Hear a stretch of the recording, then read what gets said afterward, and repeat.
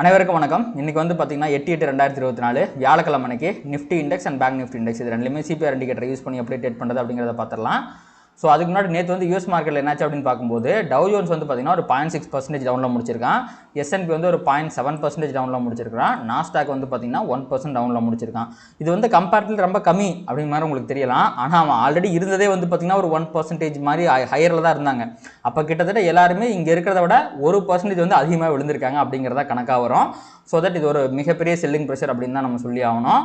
மார்க்கெட்டால் higher லெவலில் sustain பண்ண முடியலை, பையர்ஸ் கிட்ட சுத்தமாக ஸ்ட்ரென்த்தே இல்லை அப்படிங்கிறத அது இண்டிகேட் பண்ணுது.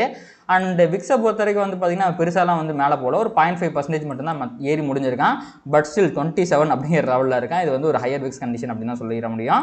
யூஎஸோட 10-year பாண்டில் வந்து பார்த்தீங்கன்னா நேற்றுமே வந்து பார்த்தீங்கன்னா அதிகரிச்சிருக்குது.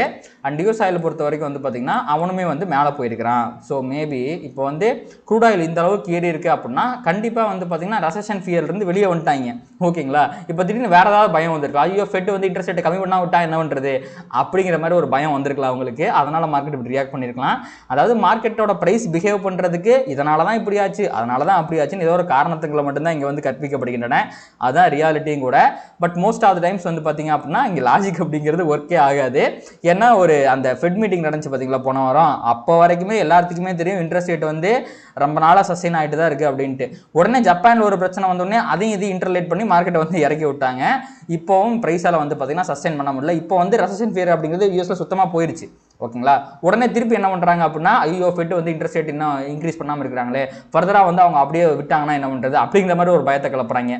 ப்ரைஸ் வந்து ஃபால் ஆகிறதுக்கு அவங்க ஒரு காரணத்தை கற்பிக்கிறாங்க அப்படிங்கிறது மட்டுமே தான் இங்கே நிஜமாக இருக்குது. அண்ட் நேற்று இம்பார்ட்டன்ட் டேட்டா பாயிண்ட் எதுவுமே கிடையாது உங்களுக்கு. மார்னிங் வந்து ஜப்பான் அந்த டெபுட்டி கவர்னர் அப்படிங்கிறது பேசிட்டாரு. அதுக்கப்புறமா ஈவினிங்லாம் நைட்டில் எந்த டேட்டாவுமே இல்லைங்க. மார்க்கெட் ஜஸ்ட் அப்படியே ரியாக்ட் பண்ணியிருக்கு. உங்களுக்கு வந்து மேஜராக வந்து பார்த்தீங்க அப்படின்னா ஒரு 4-5 கம்பெனி நெகட்டிவில் முடிச்சிருக்கு, 4-5 கம்பெனி பாசிட்டிவில் முடிஞ்சிருக்கு. முக்கியமாக அந்த என்விடியா கடை இருக்கா பார்த்தீங்களா, இவன் தான் மேஜர் டிராகரு. கூடவே டெஸ்லாவும் சேர்ந்துக்கிட்டார். 2 பேர் 4-5% இறங்கியிருக்காங்க. மற்ற எல்லாரும் ஓரளவுக்கு டீசெண்டான பெர்ஃபார்மன்ஸ் தான் பண்ணியிருக்காங்க. மேபி இதை பார்க்கும்போது எனக்கு வந்து ஒரு ப்ராட் பேஸ்ட் ராலியாக செல் ஆஃபாக தெரியல. ஒரு இண்டிவிஜுவல் ஸ்டாக்கோட ஹெவி வெயிட் ஸ்டாக்கோட அண்டர் பெர்ஃபார்மன்ஸ் மாதிரி தான் எனக்கு தெரியுது. ஓகே, நம்ம இதோட வந்து யூஎஸ் மார்க்கெட்டை முடிச்சுக்கிட்டு அப்படியே நம்ம வந்து ஏடிஆர் பக்கம் வந்துடுவோம். ஸோ ஏடிஆரை பொறுத்தவரை உங்களுக்கு நேற்று வந்து பார்த்திங்கன்னா இந்தியன் மார்க்கெட்டில் எல்லாமே பாசிட்டிவாக இருந்தாங்க. நீங்கள் வந்து யூஎஸ் மார்க்கெட்டில் பார்த்தீங்க அப்படின்னா எல்லாருமே வந்து நெகட்டிவ் இருப்பாங்க accept HDFC bank. HDFC bank மட்டும் பார்த்தீங்கன்னா 1.87% அங்கேயுமே பாசிட்டிவாக தான் முடிச்சிருக்கான். இங்கே 1.39 தான் பாசிட்டிவ். மற்றபடி எல்லாருமே வந்து நெகட்டிவ் தான் முடிச்சிருக்காங்க. ஸோ ஏடிஆரில் பேங்கிங்கில் மட்டும் ஒரு ஸ்லைட்டான பாசிட்டிவிட்டி அப்படிங்கிறது தெரியுது. மற்ற எல்லாமே வந்து பார்த்திங்கன்னா ஐடி வந்து கொஞ்சம் நெகட்டிவாக தான் இருக்குது. ஸோ அடுத்து வந்து எஃப்ஐஐ டேட்டா பொறுத்த வரைக்கும் நேற்று நான் வந்து எதிர்பார்க்கல எஃப்ஐஐ வந்து இவ்வளோ தூரம் செல் பண்ணியிருப்பாங்கன்னு எதிர்பார்க்கல. பட் சில அவங்க வந்து 3300 கோடி செல் தான் பண்ணியிருக்காங்க. டிஏ வந்து அவங்கள தாண்டி 3800 கோடியை பை பண்ணிட்டாங்க. அதனால தான் மார்க்கெட்டில் ஒரு ரேலி அப்படிங்கிறது இருந்திருக்கு. நெட் இன்ஸ்டிடியூஷன் ஃபிகர் இப்போது பாசிட்டிவ்க்கு மாறிடுச்சு. இது ஒரு பாசிட்டிவான விஷயம் தான். பட் எஃப்ஐஐ இன்னும் செல் பண்ணிட்டு இருக்கிறது கொஞ்சம் நெகட்டிவான விஷயம் தான். எனக்கு தெரிஞ்சு பட்ஜெட்லேருந்து இன்னைக்கு வரைக்கும் அவங்க செல்லிங்கே தான் பண்ணிகிட்டு இருக்காங்க. பை பண்ண மாதிரி எனக்கு தெரியல. அடுத்து வந்து வேர்ல்டு மார்க்கெட் ஃபியூச்சர்ஸ் கரண்ட்டில் பார்க்கும்போது நேற்று நடந்த செல் ஆஃபுக்கு இன்னும் ரெக்கவரி அப்படிங்கிறத காட்டாமல் ஃபியூச்சர் மார்க்கெட் இன்னுமே டவுனில் தான் ட்ரேட் ஆகிட்டு இருக்கு. இது கண்டிப்பாக ஒரு நெகட்டிவான விஷயம் தாங்க. ஆனால் யூரோப்பியன் மார்க்கெட்லாம் கொஞ்சம் பாசிட்டிவாக இருக்குது. உங்களுக்கு வந்து ஜப்பான் மார்க்கெட்டும் லைட்டாக ஒரு பாசிட்டிவாக தான் இருக்குது. ஏஷியன் மார்க்கெட் மற்றெல்லாம் பாசிட்டிவாக தான் இருக்குது. இப்போதைக்கு வந்து பார்த்திங்கன்னா பிரச்சனை அப்படிங்கிறது யூஎஸ் மார்க்கெட்டில் மட்டும்தான் தெரியுது. மற்ற வேர்ல்டு மார்க்கெட்லாம் நல்லா தான் பெர்ஃபார்ம் பண்ணிக்கிட்டு இருக்கு. ஆனால் நம்ம நாட்டோட டேட்டாவோட யூஎஸ் மார்க்கெட்டை தான் ரொம்ப அதிகமாக வந்து ஃபாலோ பண்ணுவான். அதனால தான் வந்து பார்த்திங்கன்னா இப்போதைக்கு ஒரு 200 பாயிண்ட் வந்து கேப் டவுன் காட்டிக்கிட்டு இருக்கிறான். மார்னிங் ஓப்பன் ஆகும்போது இன்னுமே அவன் கீழே இருந்தான், 250 காமிச்சிட்டு இருந்தான். இப்போ பரவாயில்ல, லைட்டாக ஒரு ஹேமரை போட்டு ரெக்கவரி ஆகிருக்கிறான். இப்போதைக்கு ஒரு 200 பாயிண்ட் வந்து கேப் டவுன் காட்டுறான். இதனால தான் வந்து பார்த்திங்கன்னா நான் வந்து மண்டே சிபிஆர் பொசிஷன் எடுக்கல, பெருசாக எந்த ட்ரேடுமே பண்ணல. மார்க்கெட்டை வந்து ரொம்ப அன்சர்டனாக இருக்கும்போது, ரொம்ப வாலட்டிலாக இருக்கும்போது இந்த மாதிரி தான் உங்களுக்கு ஹியூஜ் கேப் டவுன் வரும். மார்க்கெட்டை வந்து பார்த்திங்கன்னா ப்ரெடிக்ட் பண்ணுறது அவ்வளோ ஒரு சுலபமான விஷயம் கிடையாது. ஓகேங்களா? அப்போது அந்த மாதிரி சமயங்களில் நம்ம வந்து ஒதுங்கி இருக்கிறதா நல்லது. ஸோ மேபி இந்த வீடியோ பார்த்துருக்கீங்க அப்படின்னா உங்களுக்கு தெரியும்னு நினைக்கிறேன். ஏன்னா நேற்று எப்படி இருந்துச்சு, இன்றைக்கி எப்படி இருக்குது அப்படிங்கிறது. தலைவன் பார்த்தீங்களா திருப்பி ஒரு 20 பாயிண்ட் விழுந்துட்டான். ஸோ எப்படி இருந்தாலும் வாட் எவர் இட் இஸ் ஒரு 200 பாயிண்ட் கேப் டவுன் அப்படிங்கிறது தெரிஞ்சு போச்சு. நேற்று வந்து பார்த்தீங்கன்னா நிஃப்டியில் ஒரு விர்ஜின் சிபிஆர் அப்படிங்கிறது ஃபார்ம் ஆகிருக்கு. கிளியராக நேற்று வந்து புல்ஸ் ஜெயிச்சிருந்தாங்க. ஸோ இங்கேருந்து ஒரு 200 பாயிண்ட் மினிமம் கேப் டவுன் ஆகுது அப்படின்னா கரெக்டாக விர்ஜின் சிபிஆர் கிட்டே தான் ஓப்பன் ஆகிறான். கண்டிப்பாக புல்ஸ் வந்து ஃபைட் பேக் பண்ணுவாங்க, ப்ரைஸை மேலே கொண்டு வருவாங்க. ஆனால் மேலே கொண்டு வந்ததுக்கப்புறம் செல் ஆஃப் நடக்காமல் இருக்கணும் அப்படின்னா அதுக்கு வந்து பையர்ஸ் வந்து ஸ்ட்ரென்த்தாக வந்து செயல்படணும், ஃபர்தராக அவங்க மேலே தூக்கிட்டு போகணும். கண்டிப்பாக நாளைக்கு வந்து இந்த இடத்த, அதாவது இந்த 24,000 350 வந்து தட்டினாங்கன்னா கதவு அதை நாளைக்குன்ற பாருங்க இன்னைக்கு இந்த கதவு தட்டப்பட்டால் கண்டிப்பாக இந்த கதவு உடைக்கப்படும். ஆல்ரெடி ஒரு 3-4 தடவை கதவை தட்டிட்டாங்க. 5வது டைம் இன்றைக்குமே வந்து இந்த 350ங்கிற கதவு தட்டப்பட்டால் அது உடைக்கப்படும். ஸோ இன்றைக்கி விர்ஜின் சிபிஆரில் இருக்கிற நேற்று பொசிஷன் எடுத்தவங்க ப்ரைஸை 350 வரைக்கும் கூட்டு போகிறதுக்கு இல்லை அதையும் தாண்டி பிரேக் அவுட் பண்ண வைக்கிறதுக்கு பவர்ஃபுல்லாக இருப்பாங்களா அப்படிங்கிறதான் பொறுத்திருந்து பார்க்கணும். அதுதான் $1 மில்லியன் கொஸ்டினாக இருக்குது. அப்படி இல்லைனா இங்கே போயிட்டு திருப்பியும் ஒரு செல் ஆஃப் வரணும். மேபி அவங்க வந்து அவ்வளோ வந்து ஸ்ட்ரென்த்தாக இருந்தால் தான் 350 வரைக்கும் ஒரு 300 வரைக்குமே போக முடியும். அவங்களுக்கு ஸ்ட்ரென்த் இல்லைன்னு வைங்களேன், இங்கேயே அவன் ரிவர்ஸ் ஆகிறதுக்கான வாய்ப்புகள் கூட இருக்குது. அவன் என்ன பண்ணுறான் அப்படிங்கிறத பொறுத்திருந்து பார்க்கணும். ஸோ டுமாரோ சிபிஆரை பொறுத்த வரைக்கும் இப்போ என்ன வருது அப்படின்னா, நேற்றே பார்த்தா ஒரு கண்டிப்பாக வந்து ஒரு ட்ரெண்டிங் தான் சிபிஆர் தான் வரணும். அசெண்டிங் சிபிஆர் வந்திருக்குங்க. மொதல் விஷயம் பாசிட்டிவான விஷயம் அசெண்டிங் சிபிஆர் வந்திருக்கு. ஓகேங்களா, அசெண்டிங் சிபிஆர் வந்திருக்கு. ப்ரைஸ் S1 கீழே ஓப்பன் ஆகுது. ஸோ கண்டிப்பாக ப்ரைஸ் அப்படிங்கிறது S1 வரைக்கும் வரலாம். உங்களுக்கு அதையும் தாண்டி புல்ஸ் கிட்ட பவர் இருந்துச்சுன்னா சிபிஆர் வரைக்கும் கண்டிப்பாக வந்துடும் இன்றைக்கி இந்த கேப் டவுனுக்கு. அதுக்கு மேலே ப்ரைஸ் மேலே போகிறது வந்து பார்த்திங்கன்னா புல்ஸோட கையில் தான் இருக்குது. புல்ஸ் வந்து டேக் கண்ட்ரோல் பண்ணாங்கன்னா கண்டிப்பாக இன்றைக்கி வந்து 350 உடச்சி மேபி ஒரு 400 வரைக்கும் ரேலி எதிர்பார்க்கலாம். அப்படி புல்ஸ் கிட்ட பவர் இல்லைன்னா மார்க்கெட் இன்றைக்கி S1 கிட்டேயே செல் ஆஃப் வந்துடும். ஸோ நேற்று வந்து மார்க்கெட்டுக்கு உள்ளே வந்த புல்ஸ் வந்து பவர்ஃபுல்லாக இருந்தாங்க, ஸ்ட்ராங்காக இருந்தாங்கன்னா கண்டிப்பாக ப்ரைஸ் வந்து சிபிஆருக்கு மேலே இன்றைக்கி க்ளோஸ் வைக்கணும். ஓகேங்களா, அது அப்படி இருந்துச்சுன்னா புல்ஸ் வந்து பவராக இருக்காங்கன்னு அர்த்தம். அப்படி அவனால் சிபிஆர் வரைக்கும்லாம் க்ளோஸ் வைக்க முடியல, S1லேயே ரிவர்ஸ் ஆகி கீழே போயிடுறா அப்படின்னா நேற்று வந்து அவங்க ஸ்ட்ராங் புல்ஸ் கிடையாது. அவங்கள வந்து சில காலத்துக்கு நம்ம நம்பக்கூடாது.